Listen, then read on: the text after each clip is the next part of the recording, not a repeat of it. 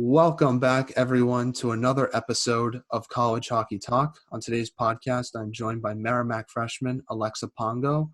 Alexa was named one of our freshmen to look out for in college hockey next year from the PWHL, and she's also one of the top goal scorers from the PWHL in the 2019-20 season. Alexa, welcome to the podcast, and how's everything going?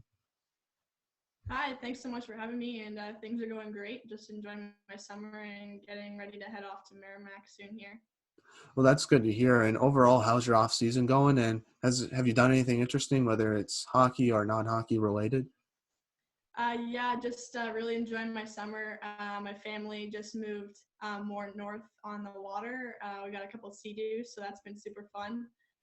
Hockey-wise, just continuing my off-ice training, trying to get on the ice as much as possible and get prepared for the next season.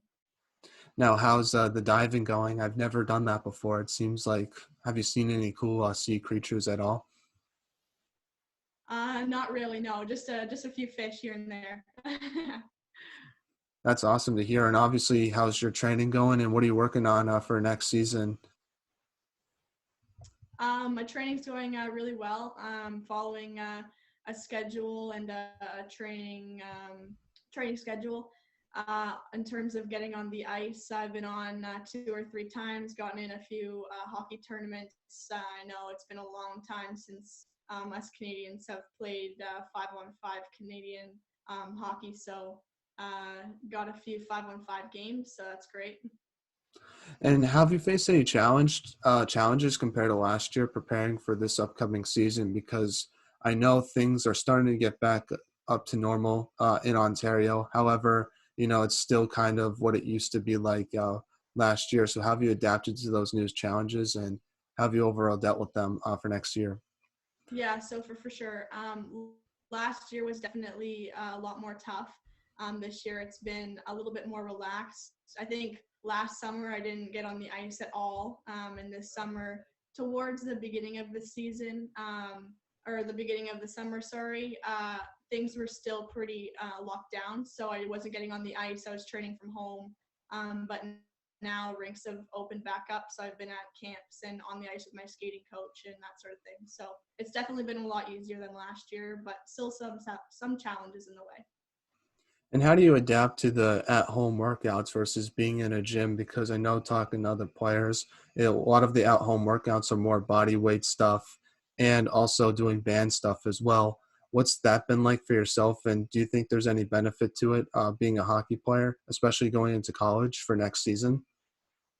Yeah, you definitely have to get a bit creative. I know I've used milk jugs, backpacks, that sort of thing.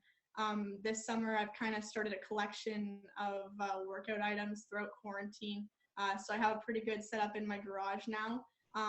But it's definitely a different type of training, but I think you can sort of use it to your advantage as well. You can work on different things, a lot of more speed, agility, that sort of thing, and taking a break from just heavy lifting. Now, what is one area of your game you're hoping to improve on the most during this off season?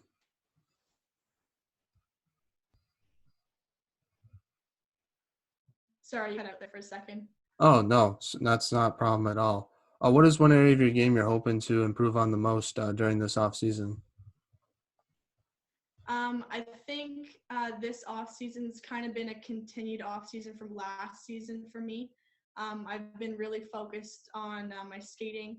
I've been going to a skating coach. I really want to improve my edges and my quickness to be able to open up more space for myself on the ice. And then I am a smaller player, so I've been trying to work on my strength and just be able to increase that so I'm able to protect the puck.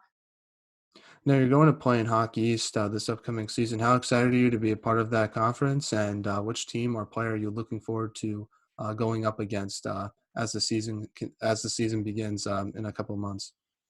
Yeah, of course, I'm super excited to get started. I think that Hockey East is a very competitive loop, and I can't wait to play every single team. I think maybe one that stands out for me is just Northeastern, since they were the champions of the loop last year. So can't wait to play against them. And obviously, they have one of the best goaltenders in the country in Aaron Frankel. How excited are you to potentially try to go up against a player like that? And have you worked on any new moves to try against her when the season happens, especially when that game happens, just because she's such a great goaltender? Yeah, she is amazing, and watching her is crazy. I think to have the opportunity to play against her is amazing, and I can't wait for it. I love just stick handling in the driveway, especially since quarantines happened. You're out on the garage a lot more on the driveway, so always stick handling and trying to come up with new things. I really enjoy. So we'll see. Yeah, that's one thing I heard. What was I thought was interesting. I was watching a hockey game earlier in the year, last season, and there was a lot of offense that was happening in the game, and part of the reason why was because it was a lot of players were working on their stick handling and shooting abilities because they didn't have time to work on maybe some more defensive stuff because of how limited gyms and ice were. So I thought that was an interesting thing to hear. And it's cool to hear that that's what kind of happened, especially from your perspective, working on your stick Yeah, handling a lot more in the driveway. yeah, for sure. Yeah. Now, with the PWHL not having a season last year, how do you plan to get rid of the quote unquote rust and when you finally start playing uh, games with Merrimack? Yeah, it's definitely something that makes me a little nervous. I think that it was definitely tough not being able to play any games this year. But my mindset going into it is sort of a lot of players will be in the same boat, and the first few games of the season, you just have to simplify your game and focus on the little things, and the rest will come back. You've been playing the game for a long time, so I think eventually it'll come back to you. Now, have you been watching any college hockey recently from this past season? Yeah, yeah, I love watching Merrimack's games. I watched all the ones that I could catch this year, and then the finals as well. And yeah, I'll pretty much watch any hockey game I can get on TV. Now, what were your overall thoughts on this past season and Wisconsin winning the national championship? Yeah, I think it was a different season for sure. It was interesting seeing, the challenges that some teams had to face getting their games canceled, rescheduled, and all that. So I know it's definitely a barrier for a lot of teams. And Wisconsin's a great team, and I'm glad um, that they were able to put together the win. Now that you're obviously going to be playing Wisconsin in the beginning of your season, how excited are you to go against them, and what's that going to be like when that day comes? Yeah, they're a fantastic team, and some great players on that team. So I can't wait and have the opportunity to play them. Now, Big, big fan. something that was introduced to college hockey this past season was 3-on-3 overtime. How do you plan to adapt to the new 3-on-3 overtime system when you're in those overtime situations for this upcoming season? For sure, 3-on-3 hockey is definitely different. It opens up the ice a lot for a lot more time and space with the puck control. You have to be careful of the turnovers, but just be aware at all times. And this season, I actually got the opportunity to play a lot of 3-on-3 hockey. So it's pretty much all I played this year. So it's interesting seeing that they've implemented that in the college game this year. Now, for yourself, from your experience playing 3-on-3, do you have to be a little more defensively minded in those overtime situations just because one little defensive mistake can cause an odd man rush for your opponent? Yeah, I definitely think that I think you just have to be really aware. I think if you're trying to play too defensive, then it can cause problems for you. If you're trying to play too offensive, it can cause problems for you. So I think you just have to keep your head up and see where other players are and make your plays around that. Now, for college hockey fans that have never seen you play before, describe your game to them and what do you hope to bring to Merrimack for this upcoming season? For sure. I think that I'm a hardworking 200-foot player. I think that I'm able to utilize my strengths as my skating and my puck handling abilities to kind of open up the ice and create scoring opportunities for myself and others. And at Merrimack, I'm really hoping to just bring some energy into the program and hopefully add to the team's skill set and make a positive impact. Now, what are your goals and expectations for next season with Merrimack for yourself and for your team? Like, what do you hope to accomplish when the hockey season ends? For sure. Personally, going into as a freshman, I know that it'll be a big step going from the PW to college hockey. But I think that my main goal is just to continually improve over the course of the season and have a positive impact on the team and help out as much as I can. For the team, I think that our main goals is just the same thing, improve every game, compete as hard as we can, and see where that takes us.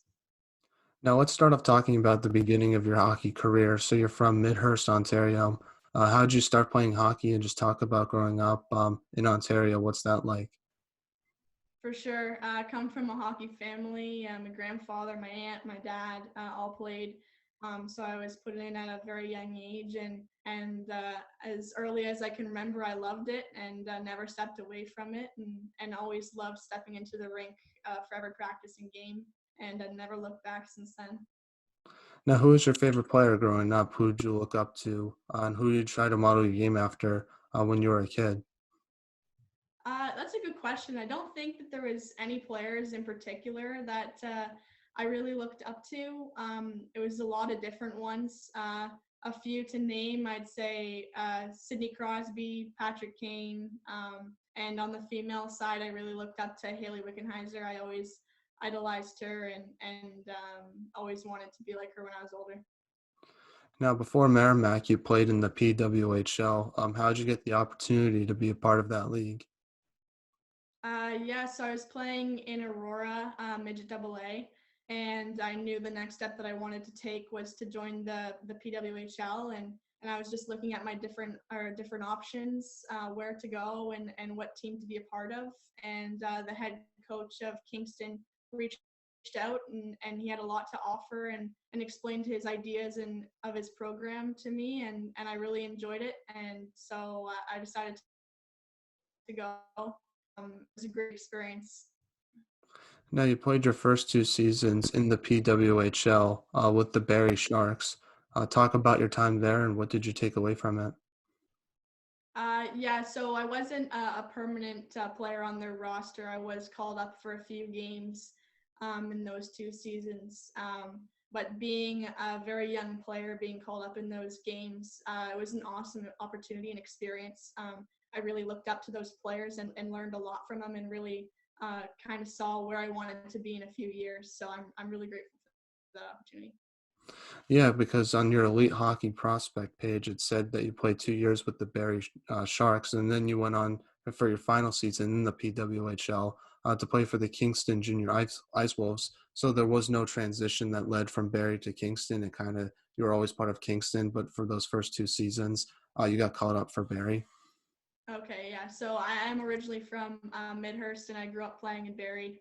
I played my minor midget year in Aurora, and that's the year that I kind of got called up for some games into the PW. And then from there, I actually billeted and played 2 seasons with the Kingston Junior High Schools. So what led to the transition of you going from Barrie to Kingston? Yeah, sort of just what I was said before. I knew that I wanted to play in the PW, and the head coach of Kingston reached out, and I really liked his goals and ideas for the team. And I thought it would be a great experience building and living away from home, getting ready for university. So I decided to go, and it was great. Now, what was your experience like, I guess, being away from home at such a young age, and how did you adapt to that challenge? Yeah, at the beginning, I was pretty nervous to leave. I'd never been away from home for more than a few weeks at a time. But my billet family was absolutely amazing. They welcomed me with open arms and it really treated me like part of the family. My billet sister is one of my best friends now, so I think it was a great experience. And even by the middle of the first year, I felt like I was at home and never looked back. Now, obviously, doing the billet family situations, I find it a bit odd to live at another person's house for the season. How'd you deal with that awkwardness that might come with that? Yeah. Honestly, I didn't find it awkward at all. like I said, my family was amazing and always treated me like part of the family. I ate all my meals with them, went out to all their family occasions. And I got along super well with my billet sister, like I said. So it was a great experience. Now, what was your experience overall like with Kingston? I know you only had 1 year where you got to play with that team, but overall, what did you take away from your PWHL experience with Kingston? Yeah, I have nothing bad to say about the organization or the program. The coaches were amazing. The girls that I got to play with both years were amazing. I made a lot of great friendships. I learned a lot on and off the ice. I think that I became a better person and a better player while I was there. The whole program pushed me and always taught me better things. Now, how did Kingston help prepare you for college hockey with Merrimack? So I think last year, especially, being surrounded by a group of girls with the same mindset of wanting to play college hockey and wanting to get better, not playing any games, we still practiced like probably 4 or 5 times a week, and we were in the gym. And I think that every girl that was there pushed me to be better. So I think it prepared me very well. And the coaching staff helped every step of the way. And one player you got to play with when you were with Kingston was Kiara Zanen. Talk about what she was like as a teammate, both on and off the ice, and just talk about how good of a goal scorer she was when she was with Kingston because she led the PWHL in points when she was with your team. Yeah, for sure. An amazing player and an amazing person. I went to Kingston to play with very good players, and I definitely got that opportunity. Leading the league in scoring, clearly there was reasons for that. She was an amazing player, and I got the opportunity to play with her on a line for the majority of the first year I played there, and I learned a lot from her. So I'm very grateful. Now, how did you handle, I guess, not playing a season last year, and what did you do during that time period? What would normally be your season? Were you just like working out, just training as like if you would have games in the future, or was there something else that you were doing to maybe kind of mimic playing an actual season? Yeah, for sure. I think that our coaching staff did a very good job of creating the best opportunities that they could give us for last year. Not having a season was definitely tough, but like I said, all the players in the team had the same mindset. We all were there to get better. I was in Kingston pretty much the full year, so I got to train. We were on the ice 3 or 4 times a week when we could, and there was a period there where the ice was shut down as well. But we continued to work off the ice and get stronger. And every girl pushed me, so it was an amazing experience. Now, talk to me about your recruitment process. What was that like for yourself, and what made you want to go to Merrimack versus other schools you might have looked at? For sure.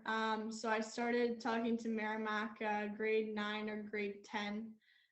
The recruitment process was awesome. I got to know the coaching staff very well, and they talked to me about their program. Once they got the opportunity to visit the campus, I fell in love with it. All of their team goals, their team culture, and what their idea was for the future really sparked my interest, and they had what I was looking for academically. So great school, and I cannot wait to go. Now, we're now in a segment I like to call the non-hockey segment, where I ask you some non-hockey questions just to get to know you a little bit off the ice. My first question to you is, what music do you like to listen to, whether it's before a game or just on a general basis? Yeah, for sure. I anything that will get me pumped up. Any rap, anything with a good beat. I love. Now, if there was a movie made about your life, who would you want to play yourself and why? That's a good question. I'm not quite sure. Yeah, I'm not 100% sure. I think if I played myself, it would probably be pretty funny because I'm a pretty bad actor. But I definitely would want to see that movie, regardless of if you played yourself or someone else played yourself as well. thank you. Now, who was the funniest teammate you had at Kingston? Um, wow, that's a tough one as well. I think we had a lot of really funny girls in our team. Our dressing room was always light. I think one that sticks out is maybe Maddie Corbett. She, no matter where she was, she always had a smile on her face and was always making the people around her laugh and always had me chuckling. So, Now, who had the best style on the team besides yourself, obviously? ah, hmm, that's a good one. I think on the ice, I think Maddie Cronkright had pretty good style. She was always showing us how to tape our shin pads and get the best style out there. So I'd have to say her. Now, what is your biggest pet peeve? Hmm. Uh, so hockey wise, it's probably very unpopular, and I'll probably get hate for this, but I don't use wax on my stick, and a lot of people do, but I've just never seen the point in it, and I can't bring myself to do it, and maybe that's a bit of a pet peeve of mine. Now, what is your favorite outdoor activity? uh, is it cheating to say pondy? Put on a pair of skates outside Mhm. and in the winter time skate on the lake behind my house. It's awesome. No, that's definitely not cheating at all. That's probably the best outdoor activity you can do, in my Yeah, opinion. Nothing gets better. Nothing is better than pond hockey, especially when it's freezing cold and you get off the ice and your just hands are like red and like you can't move it at all. yeah, That's how you know you had a good time. Now, final non-hockey question is: if there's a meal that you could have for the rest of your life, what would that meal be and why? uh, I'd have to say chicken Alfredo. I could live off pasta. I could too. That's definitely a great meal. Now back to some hockey questions. My first question to you is: what do you think should be done to help grow women's hockey from your perspective? Yeah, for sure. I think growing women's hockey, I think it's come a long way for sure, but I think we still have a long way to go. I think that the main thing we need to do is just continue to promote the game and get everyone involved. We need exposure, we need promotion, just anything to get people talking about it and get things started. Now, what advice would you give a younger player who's trying to pursue a Division I college hockey career? Um, I think I'd say enjoy the process. It's a long one, but it goes by really quick. I think also just work your hardest, and so at the end of the day, when you look back on it, you have no regrets. Um, but honestly, just enjoy it. Like I said, it seems so long when you go from the age of 5 to 17 or 18, but I swear it goes by in the blink of an eye. So just enjoy it and have fun. Now, do you have any shout outs you'd like to give to your family members, teammates, or friends? Um, I think I just take all of those. My family, friends, coaches, anyone who's really stepped in my life has played a part in where I am today. So thanks to everyone and thanks to you for having me on the podcast. I really enjoyed it. Well, thank you so much, Alexa, for coming on. I really appreciate your time. It means a lot to me. Take care and stay safe. And I can't wait to see you play next year with Merrimack. It's going to be a lot of fun. Thanks so much for having me.